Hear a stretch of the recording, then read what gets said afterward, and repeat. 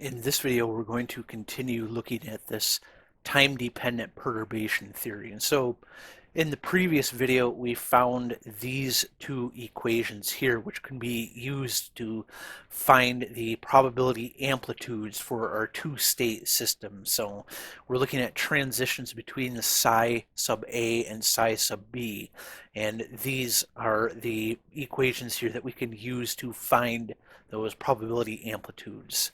And so the C sub B and C sub A here on the right side of the equal sign for each of those are the coefficients for the nth minus 1 order perturbation.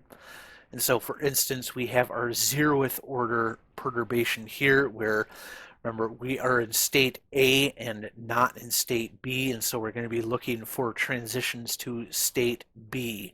So these are our 0th order coefficients.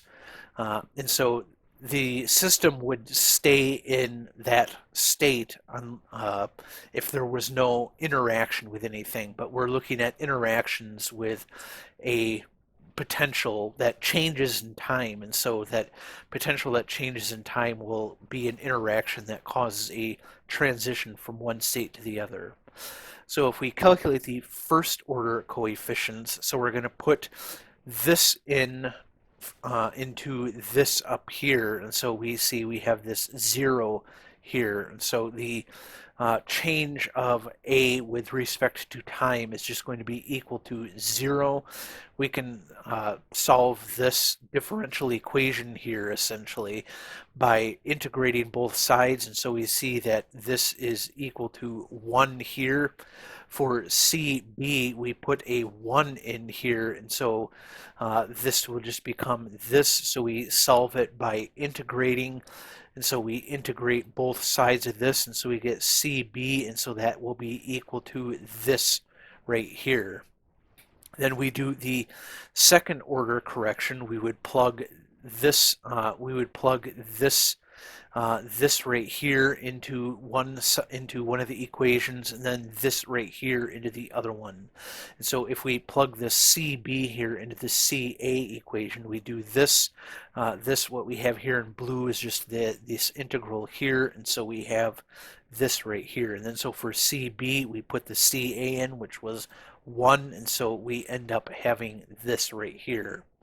Then we could keep iterating for higher and higher order solutions, but we will examine this second order solution here. So we have for our C sub A, so we put in the C sub B right here, which was this integral in blue, and so then we can integrate both sides of that, so we're doing the integration on both sides of that, and so we are then changing this to this T prime here for these.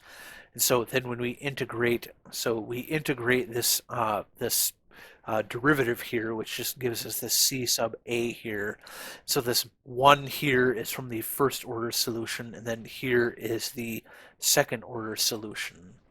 Then for CB, we started at 0, and so we will not have a 1 in front here. We'll just have a 0 there, and so we end up with this right here. We integrate both sides.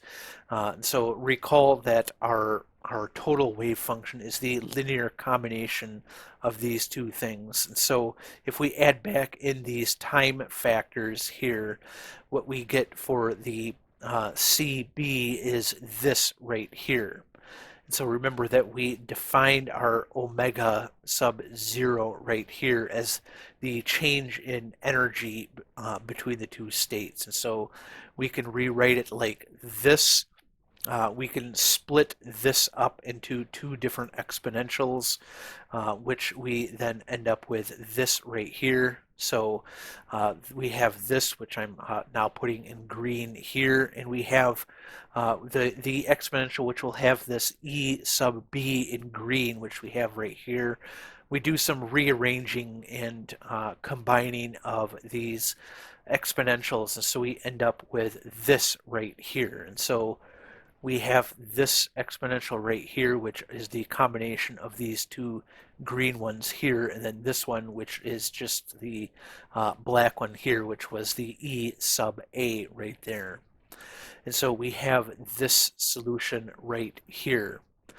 And so what Griffiths says is that this equation right here suggests a nice pictorial interpretation. So reading from right to left, so starting here and sort of moving our way back, the system remains in state A from time z to t prime, which then it picks up this wiggle factor here and makes the transition from state A to state B at time t prime.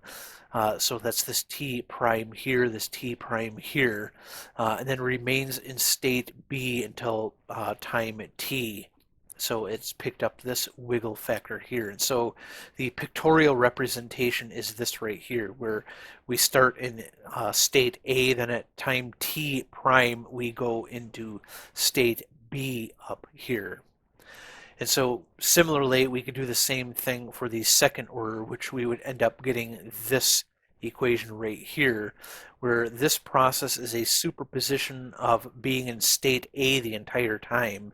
So this right here, plus going from state A to state B at t double prime, and then from state B back to state A at t prime right there. And so those are sort of how to interpret these different order solutions here. And so as we kept adding more and more of these solutions, we would end up with more and more terms on here. So the third order, would have that, plus it would have our second order right there, plus we'd have some third order, which would be, a transition to state B, back to state A, then sort of back to state B.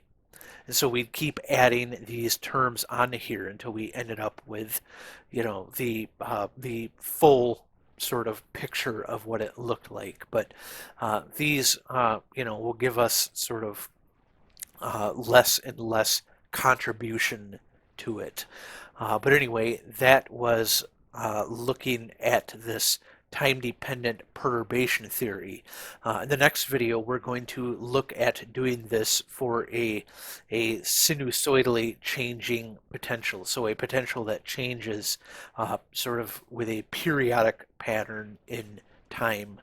But anyway, well, the reason we want to do that is because that is how we sort of look at a potential that comes from the electromagnetic radiation. And so that will give us a picture of absorption and emission and things like that. But anyway, that will come in the next couple videos here. So I hope you found this one helpful, and I will see you in the next one.